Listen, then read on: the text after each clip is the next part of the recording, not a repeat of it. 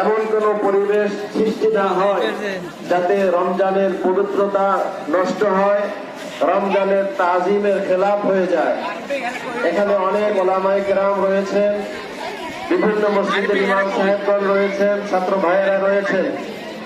আপনারা আমরা সকলেই ইনশাআল্লাহ রোজা রাখবো।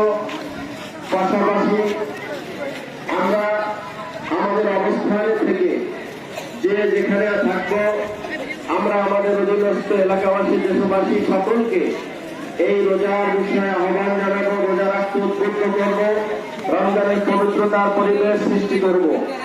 আজকের এই উপজেলা চত্বরে আমরা সমাবেশের একটু সময় ব্যয় করতেছি। এখানে উপজেলা পরিষদের সম্মানিত ইউন মহোদয় সহ বিভিন্ন কর্মকর্তাবৃন্দ রয়েছেন, উপস্থিত রয়েছেন, প্রশাসনের ভাইয়েরা আমার বিশেষ করে আমাদের এই প্রোগ্রামকে সফল করার জন্য সহায়তা করেছেন, সহযোগিতা করেছেন, উপস্থিত রয়েছেন সাংবাদিক ভাইয়েরা। আমরা সকলকে মোবারকবাদ জানাচ্ছি।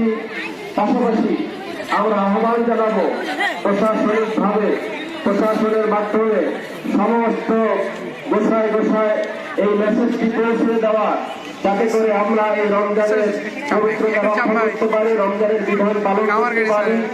আল্লাহর বিধান পালনের মধ্য দিয়েই শান্তি সফলতা রয়েছে। যদি আমরা বাংলাদেশে শান্তি চাই, আল্লাহ পাকের রহমত চাই, তাহলে এই রমজানের বিধান আমাদের পালন করা ছাড়া দ্বিতীয় কোনো গতি নাই। সুতরাং আপনারা আমরা সকলেই সচেষ্ট থাকবো এই আহ্বানটা সকল দোরগোড়ায় পৌঁছে দেওয়ার জন্য, এবং যার যে অবস্থানে থেকে আমরা